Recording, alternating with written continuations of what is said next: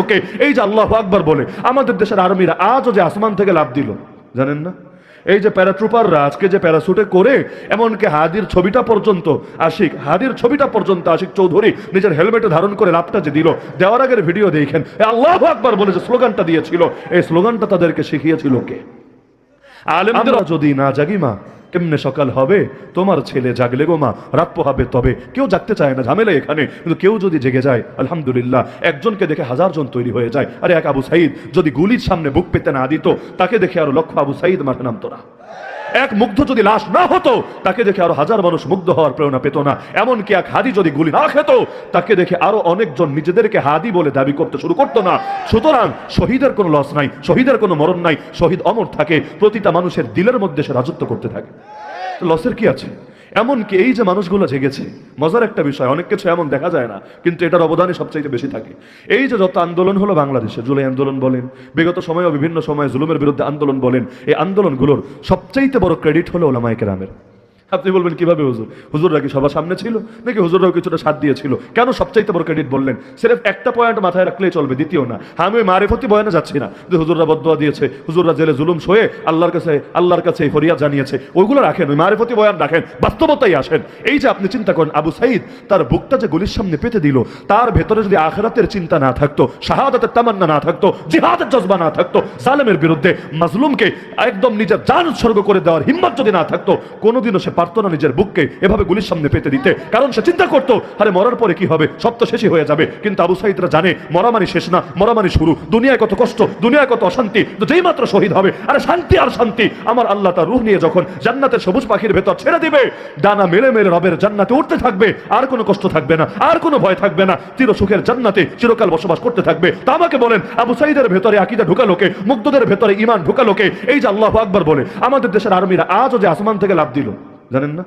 এই যে প্যারাট্রুপাররা আজকে যে প্যারাসুটে করে এমনকি হাদির ছবিটা পর্যন্ত আশিক চৌধুরী নিজের হেলমেটে ধারণ করে লাফটা যে দিল, দেওয়ার আগের ভিডিও দেখেন, আল্লাহু আকবার বলে যে স্লোগানটা দিয়েছিল, এই স্লোগানটা তাদেরকে শিখিয়েছিল কে?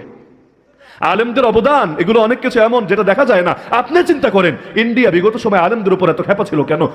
আলেমদেরকে এভাবে টার্গেট করলো কেন? হাসিনা সরকার আলেমদেরকে এভাবে বছরের পর বছর নিয়ে জুলুমান নির্যাতন করলো কেন? আলেমদের কি আছে? তাদের বাহিনী আছে, তাদের লাইসেন্স করা অস্ত্র আছে, তাদের স্পেশাল প্রোটোকল আছে, কি আছে তাদের? নাকি কারাতে কুং ফু ট্রেনিং আছে? কিছুই তো নাই। অধিকাংশ আলেম তো ভাই চরম নিরীহভাবে থাকে, চরম অসহায় জীবন যাপন করে, এমনকি কত রোগ, সেই রোগেরও পর্যন্ত তারা নিয়মিতভাবে সাফার করতে থাকে। এরপর এই দুর্বল আলেমদেরকে, নিরীহ আলেমদেরকে, অসহায় আলেমদেরকে সরকারগুলো এত ভয় কেন পেয়ে থাকে? অতীতের জবাবও যা, বর্তমানের জবাবও তা। অতীতের কোন ঘটনা? ফেরাউন নবী মুসাকে জন্ম নেওয়ার আগে ওই বাচ্চা মুসারই এত ভয় পেয়েছিল কেন বলেন আমারে? মুসা দুনিয়াতে আসেই নাই। আরে বেটা, তুই না নিজের খোদা দাবি করস, আগে আসতে দে, বড় হতে দে, বাহিনী বানাতে দে, শক্তি অর্জন করতে দে, এরপর না তোর মোকাবেলা করা সাজে। হাতি যদি পিঁপড়ারে বলে খেলা হবে, এটা কোনো খেলা না, এটা ফাইজলামি। তাহলে তুই নিজেরা দাবি করস খোদা, এত বড় রাজা তুই, একটা বাচ্চারে ডরাস, একটা বাচ্চার ভয়ে পেশাব করে দেশ, এটা তো ভাই কোনোভাবে মানা যায় না। তাহলে এই বাচ্চার ভয় পাচ্ছে কেন? কারণ ও জানে এই বাচ্চা যেন তেন বাচ্চা না, এই বাচ্চা দেখতে বাচ্চা মনে হলে উপরে আগুন। এজন্য এই জামানায়ও তারা চিন্তা করে, আলেমকে দেখলে সাধারণ মনে হলে কি হবে, হাতে তাসবিহ দেখা গেলে কি হবে, সামনে জায়নামাজ দেখা গেলে কি হবে? এদের ভেতরে ঈমানের যে আগুন আছে, এদের মুখে দ্বীনের যে আলাপ আছে, আর এটা যদি কোনোভাবে পাবলিকের মধ্যে ছড়াতে পারে, এটা যদি কোনোভাবে মানুষের মধ্যে চলে যেতে পারে, দ্রোহে তপ্ত লাভা হয়ে আগ্নেয়গিরির লাভাগুলো যখন বিস্ফোরিত হবে, পৃথিবীর কোনো অপশক্তি নয় সেটাকে দমিয়ে রাখতে পারবে।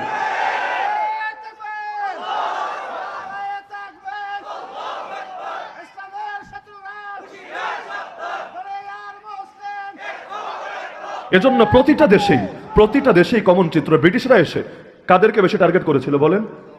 আলেমদেরকে করে নাই কেন? ব্রিটিশরা আলেমদেরকে টার্গেট করলো কেন? বাহিনীকে করুক, যোদ্ধাদেরকে করুক, কুস্তিগীরদের করুক, আলেমদের কেন?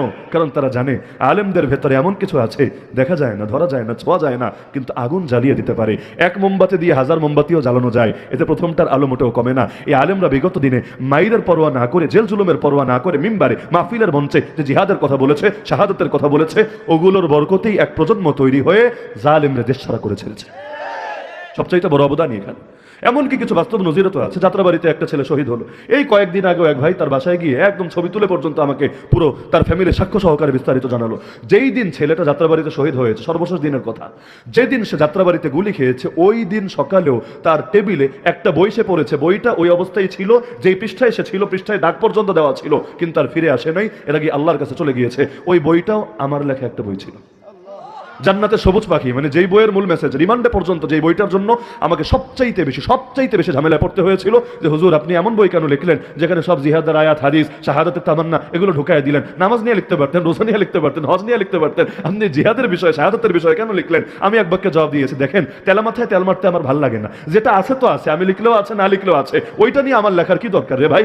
যেটা কমতি আছে, যেখানে কমতি আছে, যেটার আলোচনা কম, যেটার ব্যাপারে লেখালেখি কম, যেটার ব্যাপারে সচেতনতা কম, আমার মনে চাইলো ওই জিনিসটাও আমি জানাই দিই মানুষকে। আর কিতাবটা লিখেছি আমি এই নিয়তে যাতে ফাজাইলে আমল যেমন তালিম করে অনেকে মসজিদে মসজিদে, রিয়াজুস সালিহিন তালিম করে ঘরে ঘরে, আমি নিজের কোনো কথাই রাখি নাই, খালি আয়াত হাদিস গুলো এনেছি যাতে এটা তালিম করেও মানুষ নবীর শিক্ষা, রবের শিক্ষা ধারণ করতে পারে। ওই সময় কেন রিমান্ডে এত জ্বালাতন করেছে, ওই ঘটনাটা শোনার পর আমার বুঝে এসেছে আমি নিজে শহীদ হতে পারি নাই, আমি নিজের জান সেখানে কোরবান করতে পারি নাই, পুলিশের গুলির সামনে নিজের বুক পেতে দিতে পারি নাই, কিন্তু আলহামদুলিল্লাহ আমাদের কোনো না কোনো অবদান আলহামদুলিল্লাহ এই ক্ষেত্রে সৃষ্টি হয়েছে, যার মাধ্যমে শহীদরা নিজেদের বুক পর্যন্ত গুলির সামনে পেতে দিতে পেরেছে।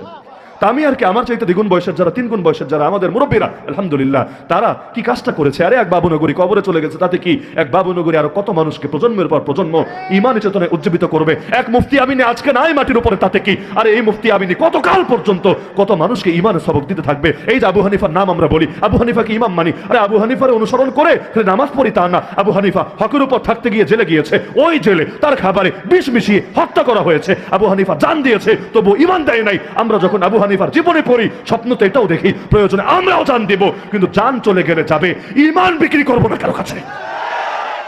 তাহলে সুতরাং আলেমদের অবদান খাটো করে দেখার কি আছে, খাটো করে দেখার কি আছে? আমার সব বার্তার মূল বার্তা, ইসলামকে বিজয়ী করা লাগবে নাকি লাগবে না? যেদিন আল্লাহর জমিনে ইসলামেরও বিজয় হবে, সেদিনই মানবতা প্রকৃত অর্থে মুক্তি পাবে, সেই দিনই আমাদের মুখে চূড়ান্ত বিজয়ের হাসি হাসবে। বলতে পারেন হুজুর আপনি কি আজকের বিজয় আনন্দিত না? অবশ্যই আনন্দিত, কিন্তু আপনি আমাকে বলেন আমি কিভাবে চূড়ান্ত বিজয়ের হাসি হাসবো যখন আমাদের প্রথম কেবলাটা ইহুদিদের দখলে? আমি কিভাবে চূড়ান্ত বিজয়ের হাসি হাসবো যখন ডক্টর আফিয়া সিদ্দিকা সহ আরো অসংখ্য আমাদের মা বোনেরা আমেরিকার জিন্দানখানায় পচে গলে মরবে? আমি কিভাবে চূড়ান্ত বিজয়ের হাসি হাসবো যখন বাবরি মসজিদ ভেঙে রাম মন্দির বানিয়ে রাখা হয়েছে? আমি কিভাবে চূড়ান্ত বিজয়ের হাসি হাসবো যখন পৃথিবী পূর্ব থেকে পশ্চিম, উত্তর থেকে দক্ষিণ আমাদের মুসলমানদের রক্তে রঞ্জিত হয়ে আছে? আরাকানে তাকালেও দেখে মুসলমানের রক্ত, কাশ্মীরে তাকালেও দেখে মুসলমানের রক্ত, চীনের জিনজিয়াংয়ে তাকালেও দেখে মুসলমানের রক্ত, আফ্রিকার মালি সোমালিয়া তাকালেও দেখে মুসলমানের রক্ত, ইয়ামানে তাকালেও দেখে মুসলমানের রক্ত, সুদানে তাকালেও দেখে মুসলমানের রক্ত, ফিলিস্তিনে তাকালেও দেখি মুসলমানের রক্ত। আরে এত রক্তের উপর দাঁড়িয়ে আমি চূড়ান্ত বিজয়ের হাসি হাসবো কিভাবে? আরে দেশে দেশে যেদিকেই তাকাই দেখি আমাদের মা বোনদের ইজ্জত নিরাপদ না, আমাদের মুসলমানদের জান নিরাপদ না, আমাদের মাল নিরাপদ না, এমনকি আল্লাহরও গালি দেওয়া হয়, আমার নবীর সামনে অপমান করা হয়। আরে দুই পয়সার বাউল প্রকাশ্যে আমার আল্লাহর নিয়ে যাচ্ছে তাই বলে, ওটা নিয়ে পর্যন্ত নেতারা প্রতিবাদ করে না, তাওহীদের জনতা খেপে গেলে উল্টা তাদেরকে দমিয়ে দেওয়ার চেষ্টা করা হয়ে থাকে। আরে যখন এই ঢাকা শহরে পর্যন্ত কোরআনকে পায়ের তলায় ফেলে পিষ্ট করা হয়ে থাকে, আমি তখন চূড়ান্ত বিজয়ের হাসি হাসবো কিভাবে? আমার বুঝে আসে না। আমার মুখে সেদিন চূড়ান্ত বিজয়ের হাসি ফুটবে যেদিন মানবতা মুক্তি পাবে, যেদিন আর কোনো মায়ের বুক খালি হবে না, যেদিন আর কেউ আল্লাহকে গালি দিবে না, যেদিন আর কেউ নবীকে অপমান করবে না, যেদিন আর কেউ কোরআনকে অবজ্ঞা করবে না, যেদিন আমাদের প্রথম কেবলা ইহুদিদের দখলে থাকবে না, যেদিন বাবরি মসজিদ এই শহীদ অবস্থায় থাকবে না, সেদিনই হবে আমাদের প্রকৃত বিজয়ের দিন। এর আগ পর্যন্ত আমাদের লড়াই থেমে যেতে পারে না। যতদিন পর্যন্ত দুনিয়ার বাতিলরা থাকবে, গৌর গোবিন্দরা থাকবে, আমাদেরকেও জামানার শাহজালাল হয়ে বাঁচতে হবে। যতদিন পর্যন্ত অন্ধকার থাকবে, আমাদেরকেও হকের আলো জ্বালানোর জন্য নিজেদের লড়াই চালিয়ে যেতে হবেই হবে। সুতরাং থেমে যাওয়ার সুযোগ কোথায়? দমে যাওয়ার সুযোগ কোথায়? নিজেকে বসায় রাখার সুযোগ কোথায়? জীবনও একটা, সুযোগও একটা, এটা তো হাতছাড়া করা যাবে না। শহীদরা তো কামিয়াব রে ভাই, জান্নাতে ডানা মেলে মেলে উড়ে বেড়াচ্ছে, আমরা তো চরম ঝুঁকিতে আছি। জানি না মুনাফিকের খাতায় নাম উঠে আছে কিনা, জানি না, আল্লাহ যদি ধরে বসে জবাবও তো দিতে পারবো না। সুতরাং প্রকৃত বিজয়ের জন্য লড়াই লাগবে নাকি লাগবে না? 47-এর পর যেমন 71 লাগে, 71-এর পর যেমন 24 লাগে, 24-এর পরেও আরেকটা বিপ্লব লাগবে। যেই বিপ্লব হবে ইসলামের জন্য, যেই বিপ্লব হবে কোরআনের জন্য, যেই বিপ্লব হবে সমস্ত জুলুমকে দূর করে ইনসাফের আলো জ্বালিয়ে দেওয়ার জন্য, ওই চূড়ান্ত বিপ্লব যতদিন আসবে না ততদিন পর্যন্ত আমরাও বসে থাকতে পারবো। হ্যাঁ, বলতে পারেন হুজুর যদি বসে যায় কি হবে? আল্লাহর কিছু হবে না, আল্লাহর কোনো লস হবে না, কিন্তু আমাদেরই চরম লস হবে। আল্লাহর সামনে জবাব দেওয়ার মুখ থাকবে না। আল্লাহ কাউকে না কাউকে দিয়ে করায় নিবে ইনশাআল্লাহ। ল্যাংড়া মশা দিয়েও করাতে পারে, আবাবিল দিয়েও করাতে পারে। আমার আল্লাহর বাহিনীর কি অভাব আছে? কিন্তু আমাদের পুঁজি কি হবে? কি নিয়ে দাঁড়াবো আল্লাহর সামনে? সাহাবীরা এক জীবন দিয়েও তৃপ্তি মিটতো না, এক জীবন দেওয়ার সময় আফসোস করতে হয়, আল্লাহ জীবন যদি আর কয়েকটা থাকতো আর সব দিয়ে দিতে পারতাম তোমারে, একটা পুঁজি হতো, এক জীবন দিয়েও তৃপ্তি মিটতো না। আরে কোলের বাচ্চা নিয়ে নারী হাজির হতো, ইয়া রাসূলুল্লাহ এরও নিয়ে যান না, যদিও যুদ্ধ করতে পারবে না, কিন্তু আপনার বুকে কেউ তীর মারলে ঢাল তো হতে পারবে, ঢাল তো হতে পারবে, কোন সাহাবীর কোলে দিয়ে রাখবেন ঢাল হিসাবে, তবুও তৃপ্তি মিটতো না। কেন? ইয়া রাসূলুল্লাহ আর কিছু না পারি, কিয়ামতের দিন আল্লাহরে বলতে তো পারবো, আল্লাহ আমি শহীদের মা, আমার অবসন্তানতার জান দিয়েছে তোমার নবীর হেফাজতের জন্য।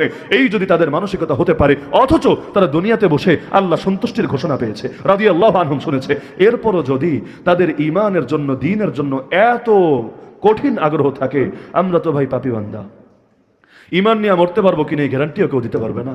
আমরা কিভাবে বসে যেতে পারি, থেমে যেতে পারি? হ্যাঁ, আমি আপনাদেরকে আগে আগে মরার ডাক দিচ্ছি না, কারণ হায়াত নির্ধারিত, মৌত নির্ধারিত। আমি তো এটাই বলবো, শিয়ালের মতো বাঁচলে ওই কয়দিনই বাঁচবেন, সিংহের মতো বাঁচলে যেই কয়দিন বাঁচবেন। তবে এটা আমি অবশ্যই বলবো, বাঁচবেন কয়দিন এটা যেহেতু নির্ধারিত, অযথা মাথা নত করে কেন বাঁচবেন?